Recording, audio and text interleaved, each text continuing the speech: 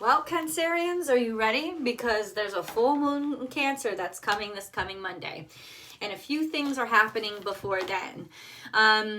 One thing is that Mercury is going into retrograde in Aquarius, which is your 8th house. And 8th house, of course, is your house of transformation, of death and rebirth, of sensuality, of corporeal desires, or sensuality. Let's put it that way. It's a house ruled by Pluto. Where Pluto is now is in your 7th house, which is in Capricorn, where Venus is in retrograde. So if there have been things that are restructuring in your life regarding your partnerships, it doesn't necessarily mean bad things, but it does definitely mean restructuring, right? Changes to who you are, yourself, because the sun is also right there with Pluto, combust Pluto. And there's a transformation in who you are or who you're going to end up being because of these relationships. Now, when the full moon comes to us in, of course, your 1st house. And the full moon is, interestingly enough, the moon enters Cancer at 11:11 a.m. You can't make this shit up. Enters Cancer at 11:11 a.m. on Saturday the 15th. And I can tell you right now, I don't necessarily think it may be even your relationships, but just as the world in general shifts, there's something you're starting to learn through relationships or because of relationships. Maybe now the way that you see relationships. In the 9th house, that's Pisces for you, is where Jupiter is. And Jupiter is going to be in your 9th house for the entire year. So I would get your ass traveling. I would, because there's luck and there's abundance and there's potential that's going to happen there. Opening up your world, thinking outside of your square little box and starting to kind of like get in touch with people from different spaces, from different walks of life. This could really shift and you could find a lot of fortune. Also, there's a sense of me when I put all of these things together, because they all impact each other, right? I don't know if there's been anything that's been going on or anybody that you know abroad, but they could very well be retrograding back into your life. We have a couple of weeks where Mercury retrograde and Venus retrograde are overlapping, and it's all happening between your 7th and 8th house. So ultimately, you could get a surprise that comes up almost unexpectedly, out of the blue, contact or communication from things or someone that you didn't think was going to ever contact you. This is probably going to be somebody contacting you from abroad. It doesn't necessarily have to be about a romantic relationship. It could just be about an opportunity that you thought had passed you by. So I'm going to stay tuned. I want you guys to tell me how this energy is playing out in your life. It's just an interesting combination that everything's going down all at once.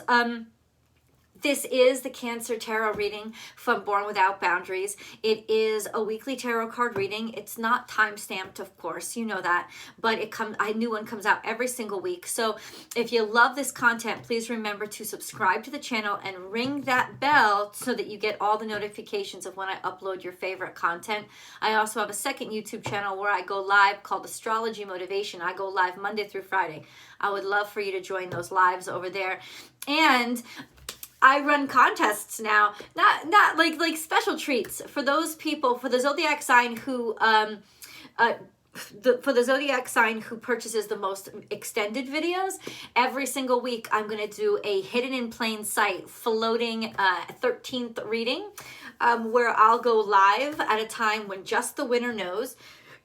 And I will do free personal readings for you, just like one card answers, one question, one card, and we'll stay on and chit chat. It'd be so much fun, and it's just my way of saying thank you so that you know that that's going on. I also offer membership on the channel now too. Just kind of want to like talk shop for a second before we get into the reading. Yeah, Cancerians. So lots of changes and shifts happening between the 7th and 9th house. And 7th and 9th house is...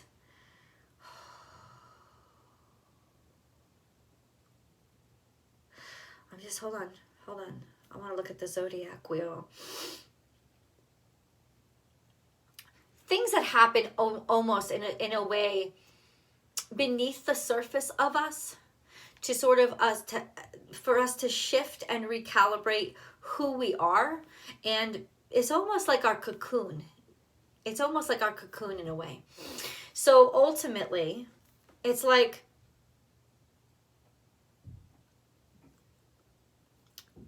what you would expect to happen to you normally up until this point in your life, it's not going to be that anymore. Because that energy has exhausted itself, it's run itself out. And at this point, you've transformed, you've changed. So that there's no way that the same things can happen, because you're not the same person. It's not that you're something totally different, but you are. You know, the butterfly becomes something completely different, but it's made out of the bits and pieces of the caterpillar. So ultimately, that's how you move on into your future, as something different. But I guess what I'm telling you, Cancerians, is get ready to fly.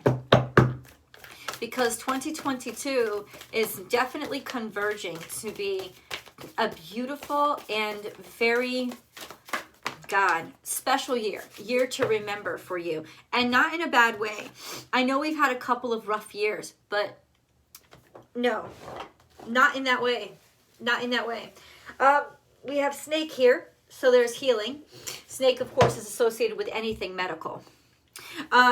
You know this because you've seen, I don't know if you know it, but you've seen the medical symbol over and over and over again. You see that they're snakes, because snakes are ancient healing. They are spirit talkers. They help talk to spirits and help to release negative energies from the body. They help to heal. Snake medicine, snake magic has always been used in medicine. So it's also a time to heal. You could think about releasing toxins, like Kundalini energy twisting inside of you, actually being able to get it out, probably in productive ways, and then learn from the past. So all the things that you've already understood and know are contributing to this healing. What you've done wrong, what you've tried before, and ultimately maybe things that have worked, things that haven't worked. But I think this is saying you're done. Like the cycle is over, in that you finally got it. You finally, I just felt something flew right by my window. You finally learned the lesson, and because you've learned the lesson, you're able to heal now. Also learn from the past. Often we don't maybe sometimes even know that we've learned from the past until the past comes back and visits us, and we can feel the impact emotionally of how much it's different. It doesn't impact us the same way that it's been impacting us. So this is an opportunity for you to heal and just realize how much that you've actually changed. And then we have co-create with spirit, which is Raven, very magical energy. Also coming out of the dark. You know, it's a messenger of truth. And sometimes people say that it's bad luck. It's not bad luck at all. Raven is just an extremely powerful energy that kind of announces that a big change is taking place. It does have a lot of plutonic energy, but it's also very mystical. Co-create with spirit, surrendering yourself to spirit, right? And proceeding in faith. And then we have freedom is yours. The dark times are over, guys. The dark times are over. Now, for you, some of you, that could be healing actually to your physical self, healing to your emotional self, healing past traumas. But I want to say how this translates, because that's a very esoteric conversation, and we could go on forever talking in that language, and that's awesome. I love to have those kind of conversations. But how does this play out in your life? You know the parts of your life that you've been working really hard on, but have not seen any effort? There's been a lot of effort, but you haven't seen any change. It's almost going to feel like magic that all of a sudden this negativity or whatever's holding you back, which by the way wasn't really negativity. It was your training day. It was holding you back for a reason. you're being released from that. You are released from being held back when you're ready to move forward. And you just may not have known that, because clearly this was a spiritual decision. Not just spiritual decision. It's not only your decision when you move forward, 10-10. It's got to be synced up, 10-10. I just saw it on the clock. On both sides. So ultimately what that means is everything's synced and everything's in balance now. Freedom is yours from a hardship or from the dark cloud of the past. Let's put it that way. And then we have surrender now. And this has come out, I don't know. It's come out, let me see. There you go. A little bit more up than down. Surrender now is Sagittarius energy, letting go and letting the day be the day. Also moving forward and a little bit of luck coming into your situation, or at least what's perceived as luck. I don't think it's really luck. I think it's that it's like all the work that you've done has finally accumulated enough to burst through. Surrender now like a moth to a flame. Just give over and be able to be you out loud. Liberate yourself from your own dark cloud and what's making you sick inside yourself. You should know from the past it doesn't help. A lot of what's healing is going to be through your voice, through you actually kind of living out loud the things that you've always wanted to say. That's where the healing is going to start. That's where the exorcism is actually going to be. Not that you've held back anything that's evil, but the fact that you've held it back has really been toxic for you. So releasing it is actually something very natural, very healing, and ultimately liberating. And then we have bring a gentle touch. Dear Spirit is here. So there could be an end to, there could be an end to the need. It could be, I was going to say it could be an end to a relationship, but I don't think that's what it is. I think it's an end to the need to feel like you always have to be the nice one in the room. Like you always have to be kind and you always have to be gentle. This is almost like, this card in this position is almost like the tough love card. It's almost like Cancers are finally going to wake up to the fact to realize that sometimes loving somebody means being tough on them or just being honest with them and not kind of like swallowing the dirt for them so that they're constantly, so their life is constantly easier. You owe yourself you every single day. You owe yourself being on your own side. And when we decide to like keep taking hits for somebody else, you're allowing yourself to be abused by life, right? And then you think you're making their life easier. You're not. You're actually handicapping them because they don't learn the lessons that they have to learn. So this is a sense of being liberated and liberating yourself from let spirit be your guide and bring a gentle touch. These are both in reverse. I want to think on this. Let spirit be your guide. Yeah, because that's what it was. It wasn't what spirit wanted. I think that's what you're realizing. You weren't supposed to hold back. You weren't being spiritually correct by not saying what you needed to say. If you saw it and you knew it and you were sure about it and then you swallowed it because that made something convenient for somebody else, that wasn't spirit's plan. That wasn't spirit's mission for you. That had nothing to do with it. Had nothing to do with it. It was all you. It was all you. What's calling to me? Cancerians.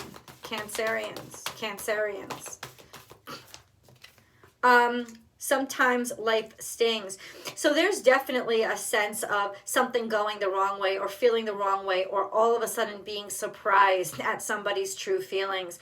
And that scorpionic energy, this has been coming up for a while. The sting of it, or just a sense of, once again, tough love. Maybe that sting is a motivational, right? But ultimately it feels like there is a little bit of pain.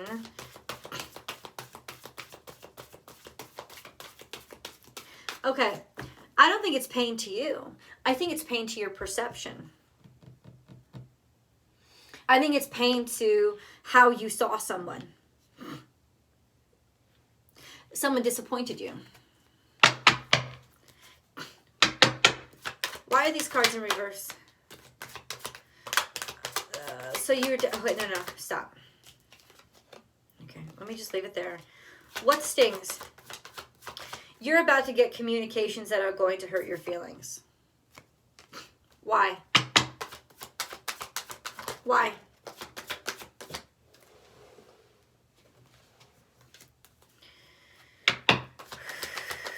They've been trying to come in for a while. Four of Swords is here. Why? The why is so you can reflect on it, so you can make up. Or you're about to get communications from somebody who hurt your feelings so that you can actually heal the situation between you. This person was probably a fire sign that broke your heart. That's just a little aside. We're going to keep going with your reading. I love tarot. That's why I love when you guys come over. Jade Mountain is here. So this could have been somebody from someplace tropical or from someplace foreign, someplace beautiful, someplace that it still holds a lot of good memories for you. Jade Mountain is also about there is so much abundance. There's so much lusciousness. Maybe you felt this was somebody that you could have had such lusciousness with, or there's just a sense of kind of like, I don't know, there's Jade Mountain is about beautiful stuff happening. And it's actually beautiful that this is happening. Why? Why? So that you can trust spirit again. So that you can see that ultimately, I don't know, spirit always had a plan. So you can release, in other words, it's saying trust spirit in this. They're coming back for a reason. And the reason is to release you from any emotional bonds or ties. It's like it's coming at just the right time. It's going to precede the movement forward. Like say this is an old lover, right? They come back and they apologize. It gives you the strength and the courage to pursue somebody else. It's coming back to help launch you forward. Trust. Spirit has a plan for all of this. Power. So this could be somebody who is very lithe, very attractive, very wild and free, but also to give you back your power. Trust your power.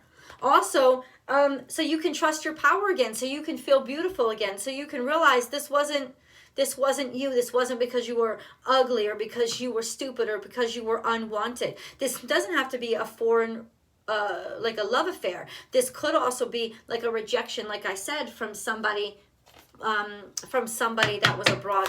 I don't know, a rejection, whatever. You put an application in or something like that.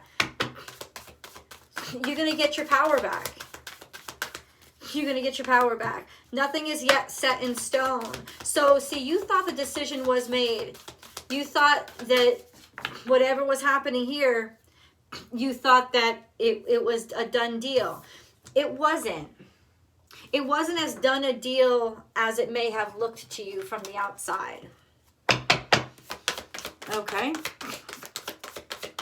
I don't necessarily think it's coming back. I say this is a person, right? You don't have to accept this person back into your life. I think based on the channeled message that the reason why they're coming back into your life is that you can realize they have no power over you anymore and that you're actually over them, and to validate in some ways your value that they owed you. You know what I'm saying? It would be that. It wouldn't necessarily be, oh, the love of my life is no. The love of your life is ahead of you. Right? And the love of your life could be a child. The love of your life could be your career opening up. All of that, the love, that's ahead of you. I know that for a fact, that's ahead of you. But this is almost like something that had to heal in order for you to have all your faculties together to have that healthy future. You understand? This is the last piece of the puzzle. Triumph and success, what I tell you. So this is especially through communications or words coming in that liberate you, knowledge coming in, information coming in. Also a sense of some sort of communications coming in. I'm feeling it or hearing it as an offer. Balance, 11, awakening. What I say, God, I love this card. It's like balance. Something is finally balanced. Like the scales are finally balanced so that you can step into newness and wholeness. And then heart chakra, to balance out your heart chakra. your heart chakra needs balancing. And it's not always you. What did I say to you? I said that to you a while ago. The struggle of last year, I think, was for Cancerians to learn. It's not always you. It's your cardinal in you. You can't help it. But you can't always be the one that fixes things. You can't always be, like the channeled message, right? You can't always be the one that takes the hit. You can't always be the one that makes the sacrifice. It's got to happen outside of you. And this is what you don't understand so much, is that it's not all about you. Not in terms of I want the spotlight all the time, but also in terms of the responsibility you take on to yourself. You got to wait. Sometimes the universe has got to catch up, or it's aligning things together so that aligning things for you so that the blocks are being built so something gets to you. You got to live you in your moment and take your head out of your ass and stop living in other people's business and thinking it's all about you. It's not all about you. There are things that had to change outside of you and in isolation from you. There are things that had to change that had nothing to do with you, that will have everything to do with you, because eventually it'll be better off for you in the future. It's almost like one of those routes in the highway, like I-95, 495. It's not always direct. Sometimes this has got to be like something has to go around in order to come back in the right way, or to like not clog up, because everything can't go forward all the time. Sometimes something's got to reroute to get to a place on time. Let's go to tarot. I can't wait, actually, because we are sitting on a landmine here. I will talk to you guys soon. Links below.